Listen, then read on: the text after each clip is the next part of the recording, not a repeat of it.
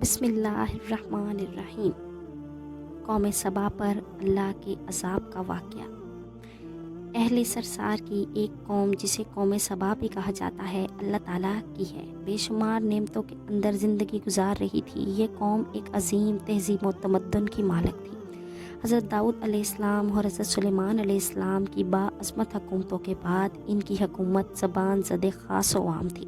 کہا جاتا ہے کہ یہ لوگ گندم کے مغز سے آٹا پیس کر روٹیاں پکاتے تھے، لیکن اس سے برعکس وہ اس قدر اسراف کرنے والے اور ناشکرے تھے کہ انہی روٹیوں کے ساتھ بچوں کا پخانہ بھی صاف کرتے۔ بعد ازاں ان آلودہ روٹیوں کو اکٹھا کرنے سے ایک پہاڑ بن گیا تھا۔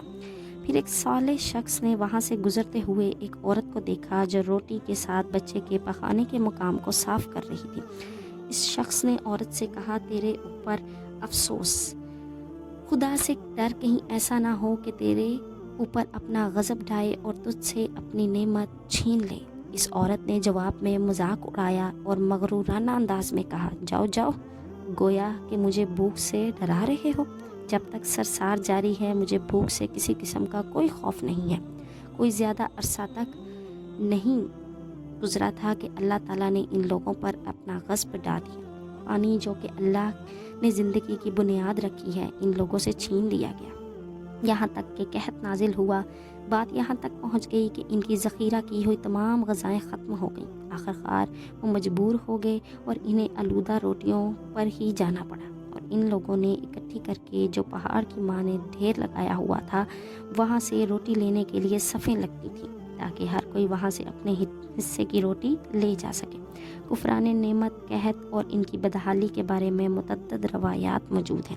سورہ نحل کی آیت نمبر 112 اور 113 میں یوں ارشاد ہوتا ہے، اور اللہ نے اس بستی کی مثال بیان کی ہے جو محفوظ اور مطمئن تھی، ان کا رزق ہر طرف سے باقاعدہ آ رہا تھا، لیکن اس بستی کے رہنے والوں نے اللہ کی نعمتوں کا انکار کیا تو خدا نے انہیں بھوک اور پیاس کا مزہ چکھایا، اور ان کے اعمال کی بنا پر جو وہ انجام دے رہے تھے، اور یقیناً ان کے پاس رسول آیا تو ان لوگوں نے ان کو جھٹلایا، اور پھر ان تک عذاب آ پہنچا کہ یہ سب ظلم کرنے والے تھے۔ اس قوم کے بارے میں ایک اور واقعہ بیان ہوتا ہے کہ ان لوگوں نے اپنی زراعت کو بہتر طور پہ کاشت کرنے کے لیے پانی ذخیرہ کرنے کی خاطر بلک کے دو پہاڑوں کے درمیان ایک بہت بڑا بلند معرب تعمیر کیا ہوا تھا۔ سوراخ اور دوسرے پہاڑوں سے گزرا ہوا پانی اس بند میں آ کر وافر مقدار میں جمع ہو جاتا۔ قوم سبا نے اس پانی سے صحیح طور پر استفادہ حاصل کرتے ہوئے وسیع و عریض اور بہت سی خوبصورت باغات لگائے، کھیتی باڑی کو رونق بخشی، اور باغات کے درختوں کی شاخیں اس قدر پھلوں سے لدی ہوتی تھیں کہ کہتے ہیں اگر کوئی شخص سر پر ٹوکری رکھ کر ان کے نیچے سے گزرتا تو پھل خود بخود ٹوکری میں گرنا شروع ہو جاتے اور قلیل مدت میں ٹوکری تازہ پھلوں سے بھر جاتی۔ لیکن نعمتوں کی کثرت نے انہیں شکر کرنے کی بجائے سرمست اور غافل کر دیا، یہاں تک کہ ان کے درمیان بہت بڑا طبقاتی نظام وجود میں آ چکا تھا۔ ان میں سے صاحب اقتدار لوگوں نے کمزوروں اور ضعیفوں کا خون چوسنا شروع کر دیا، یہاں تک کہ ان لوگوں نے خدا سے ایک احمقانہ التماس کیا جس کا ذکر سورہ سبا آیت نمبر 19 میں ملتا ہے۔ انہوں نے کہا، خدایا ہمارے سفروں کے درمیان فاصلہ زیادہ کر دے۔ انہوں نے اللہ تعالیٰ سے یہ التماس اس لیے کیا تھا تاکہ غریبوں، بے نواں لوگوں، عمرہ اور ثروت مند ان کے ہمراہ سفر نہ کر سکیں۔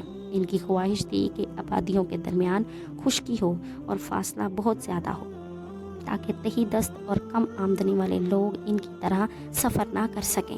اللہ تعالیٰ نے ان مغرور پیٹ کے پجاریوں پر اپنا غضب نازل کر دیا، اور بعض روایتوں کے مطابق ان مغرور لوگوں کی آنکھوں سے دور سے رائی چوہوں نے معرب نامی بند کی دیواروں پر حملہ کر کے انہیں اندر سے کھوکھلا کر دیا۔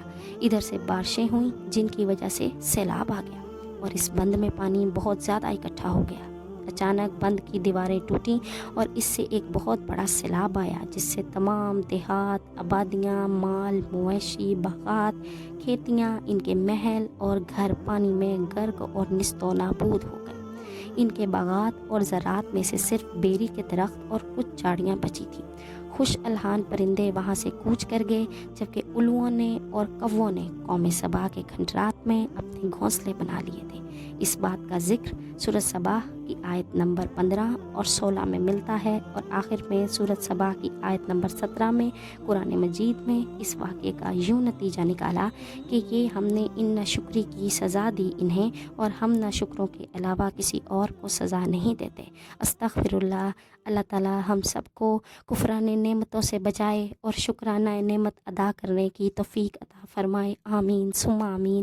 ایسی مزید اسلامک انفارمیشن کے لیے اور تاریخی واقعات کے لیے میرے چینل کو سبسکرائب کریں اور بیل آئیکن کو پریس کریں۔